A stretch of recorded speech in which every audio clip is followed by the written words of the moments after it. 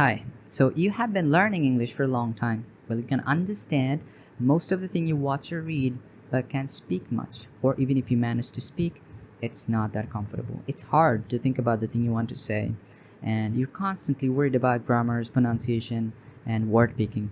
And on top of it, you have expectation of it's a speech, so you wanted to put more feelings, emotions, create some depth and dynamic, make the speech more dynamic. But when you try to speak, it feels like you're reading something or something like that. So now, if I tell you there is a method that will give you the absolute fluency and proper English speaking, you wouldn't believe me. And that's understandable. You watch a lot of videos and people told you that do this, do that, you're not speaking enough, so try to do conversation more and do more shadowing. Shadowing is when you listen to a speech and repeating or imitating exactly the way they're doing, like a shadow, and it's a great exercise for improving your pronunciation and fluency and builds confidence overall. So it's a very good techniques, and you've done it. You've done a lot others. You've watched so many improvement videos like how to build confidence, how to think in English, how to think fast, all those videos. Despite all that, you're still stuck. You're feeling like you're still stuck. You're not improving, or nothing is really working.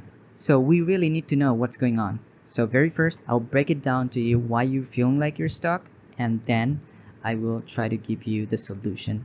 And that solution would give you the absolute fluency and proper English speaking for sure. And it is undoubtedly the most fun and effective way to learn English speaking. So I hope you can really stick around so that you can find that out. Now, before we do that, let me introduce myself. I'm MD Sabir Hassan and I'm from Bangladesh. I've never been outside of my country, and I studied Bangla medium. Everything I studied in my country, it's in Bangla. So I didn't get chance to talk to a lot of people. So I didn't get the environment where everyone's talking English. So I had to go solo. Like I would be whatever I did, I just did it in my room, pretty much. Yeah. And I do enjoy talking with very simple words, and I think you can see that I'm not using any complex word or anything. So I love to use those normal words. Now, our question is, what's really happening? We are feeling like we're stuck. Let me break it down. Before I do that, let me ask you, do you think this method and everything you did wasn't good? It was bad or weak or something? That's why you couldn't learn how to speak fluently? If that's what you're thinking, it's really not true. Now, let me explain what's really going on. To understand that, we need to know that there are only two ways for practicing English. One is taking input, another is giving output. Taking input is when you listen to a speech or a video very closely and you try to understand it. That's what listening is. And when you're reading, you try to understand what what's is written, and you try to understand it. That's what taking input is. For giving output, it's just when you speak or when you write. That's two ways to give output. So that's about it. Two ways for practicing English. So now question is, what we are really doing for taking inputs. How can we become better at taking inputs? You're already better. That's why you understand me, and you watch a lot of videos. That's a good thing, right? Because every single day you watch a lot of videos and you take inputs and you try to understand. You're entertaining yourself, and with those videos you're understanding what they're saying, and that's great. You are good at listening in English. Now, what we are really practicing that could enhance our speaking. If we talk about giving a speech for learning speaking, that's not really great, because as I told you before, it takes a lot of things. Like you have to think what you're gonna say, grammars, pronunciations, you're worried about a lot of things, word picking. It's a very hard thing to do. But it's a good exercise. If you're doing it, it's good. It's a great exercise. Do it every single day. But it's not that easy to do it every single day. It's a hard thing. And if we're doing conversation, think about conversation. In speech, it was like a big problem. Now in conversation, you have a small portion that you have to respond to, so it's become much easier for you to respond. And it's like it was a big problem when you're speaking. Now it's become very small. It's like break a big problem into smaller pieces now you can respond to it. You are not distracted. You can respond to a small portion. If you can't respond to a big problem or big speech, if you can't do it, you can at least give a small speech. So that's good in conversation. And It's a very good technique, especially when you're outside, when you're abroad, when you're not in the country. Because when you're in the country, you're mostly talking your mother tongue. But when you are not in your country, then you are only relying on English, and you have to be in conversation a lot. So if you're outside, it just works better. And now, if we're not outside of our country, if we don't have anyone to talk to, we can do shadowing. Shadowing is pretty much same things at a conversation. In shadowing, you listen to it very closely, and then you repeat exactly like they are saying. In conversation, you are responding the way you think it's need to be respond, the way you think you need to be saying it. But in shadowing, you have like a path to walk on. Like you are responding the way they responded. Like you pretty much following their path. So it helps you have a better fluency. It helps you have better pronunciations, and it helps overall gain lot of confidence.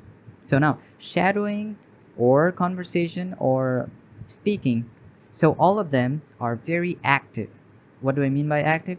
It's like when you're physically doing something or you're mentally doing something, that's when we call active.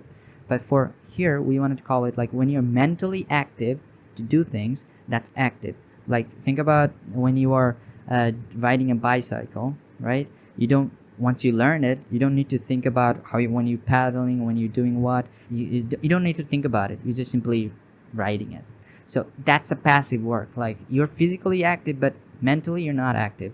So all of those exercises are very active. If it's a very active, what happens is it requires dedicated time. It requires high mental energy because you have to sit in the table to do those exercise when you're doing shadowing, or you have to look for people to talk to, and occasionally you would get a time when you can do speaking. So all those environment you have to create, it can happen, but it cannot happen every single day. And why do we need to practice every single day? Because it's a language. You have to be very consistent, because if you don't, like you exercise this week and then the next week, it's gonna take a long time, and you wanted to make it done in 6 months, so you have to utilize most of your time you have. And how do you do that? We have to do something that can really stick with us, something like habit. Do you know about habit? Like think about watching. You watch every single day. That's why you are good at listening, because that's what you do every single day. So if you do talk every single day, you'd be talking. This is normal logic, right? So what we need, it's called, I want to call it that way, it's called casual active habit. Casual active habit will be active, but it will not require dedicated time, and it will not require high mental energy. It will require low to none dedicated mental energy. It's easier for you to become consistent with. So what are those? What are we talking about, right? Because we're talking about active work that I have to be mentally active, but it will not require dedicated time. That's weird, right? But I will break it down to you when we discuss. The thing is this really important? Anyone else do this, or we're just trying out or something like that? I just want to tell you, if anyone can speak very fluently, they would at least have one habit out of the habits I'm going to discuss in a bit. And if you have one habit, you're already far ahead from anyone who don't have at least one. So there are going to be 4 casual active habit, and 2 are going to be optional casual active habit.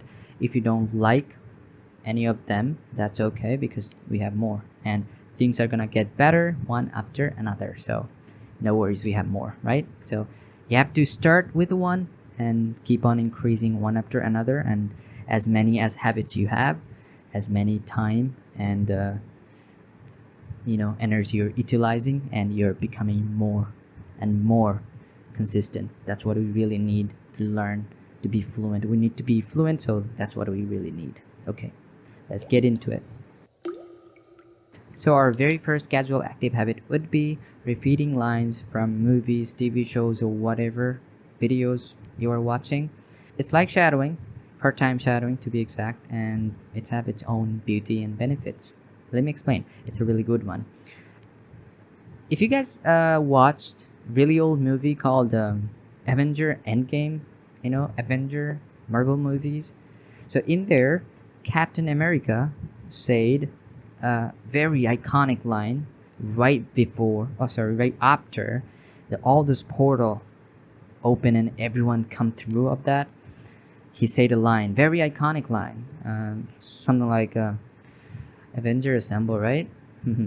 Not like that, isn't it? He said, Avenger Assemble, something like that. No? Okay, let me try again. Avengers!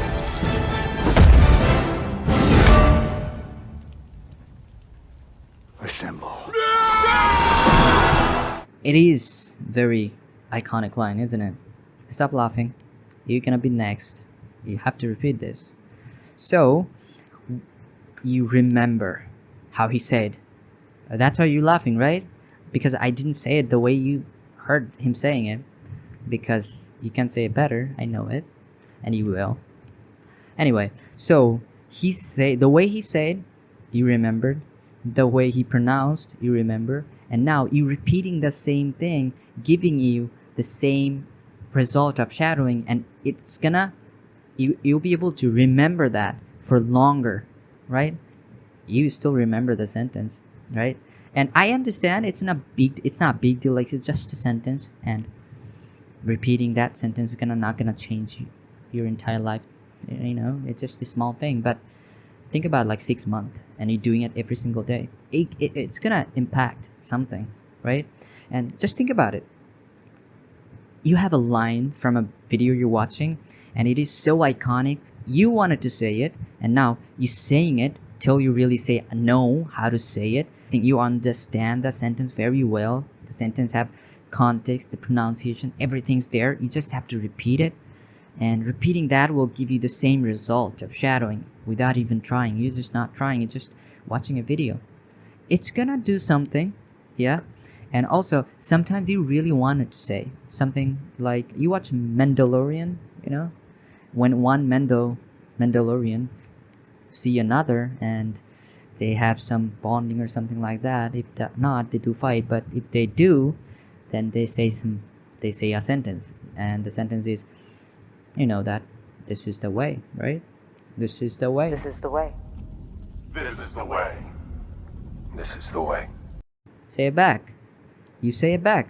That's what the movie is about. One Mando say it to another Mando and they say it to each other. So nice, right? Isn't it right? And you watch a movie and say the sentence like that. Yeah. I'm not gonna say you will talk right away, but if you really wish to become very fluent, This is the way. This is the way. this is the way. So, our second, I told you, one after another, things are gonna get better. So, the second one is gonna be better. The second habit, casual active habit, I want to just call it habit. So, second habit would be reacting in English. You know? Responding. You're watching a video and you react like instantly, you like it or you hate it. You know, just say it. I hate that. I love it. I liked it. That is crazy. Someone did something good in the video and you said it. I respect that. You say it. I know that you say it, all of us do, but in our native language, in our mother tongue. But now say it in English and it will become a habit. And with this habit, what will happen? You'll be able to react to things. You don't need to think a lot, and you just can react, and there will be a output coming out of it. Right? Nice. That's gonna be fine. That's gonna be really good, and it's gonna give you the fluency, and it's definitely gonna help you in some ways. And you can just comment in the video. You write something, write it down. That say I like it, I love it, I hate it, whatever you just say. I really appreciate your videos or something, you know, just say comment it. Or if you have something really, you know, you're really hating something and you want to write in the comment, do that. It's okay. And other people, if you do something really good, other people are reading it. See some good stuff. People are gonna read it. They're gonna love you. And I love you already. Our third habit would be talking to yourself. Talking to yourself like anything you're doing. Like right now, maybe you're feeling hungry, so you're saying, I'm hungry. You're walking, so you're saying that I'm walking. I'm reading, I'm listening. Whatever you're doing, just say it. Think about it. When you are, you are always thinking about something. but in your native language or your mother tongue. So that's gonna change the way I think. I used to think in Bangla. Now I'm not gonna think in Bangla. I'm gonna think in English, and that's really the trick. It's gonna help you think in English. It's gonna help you be more used to with speaking, be more used to with English, and it's gonna build confidence. It's utilizing all your time, and it takes no effort. You're just doing it because if you don't do it, you will do it in Bangla. So now you're doing it in English. It's gonna be easy. So it's a really good one. And now go for fourth one. Fourth one is very important, and it's a bit active, but it's very very good. The fourth habit would be naming things around you. This is a keyboard, this is a mouse, this is that, this is this, stuff like that. And at some point, you figure out, I don't know the name of this one. Then you can know it because you don't know it. You will try to figure out what I can say it. It's a think of like I don't know what is a window. Like there's a cloth in my window. I don't know what to say it. So what is it? Carton? Some people say, or something like that. I don't know. Okay, so what is it? It's a cloth that hanging on the wall, on top of the window, or maybe it's a cloth kind of covering the window. It's a practice. It's just try to name things around you and try to, if you don't know the name, so you try to improvise, and that's how you speak. You improvise. It's a good practice. It's a good thinking way. It's a build you a good habit of practicing speaking, and as you're naming it, building sentence around those objects. Think about, I have a keyboard here. So I said this is a keyboard. Then I said it's a black keyboard. And then I said it's a dirty black keyboard because it's dirty. I'm sorry. Yeah. And it's a big one. It's a very black, big, and bulky keyboard.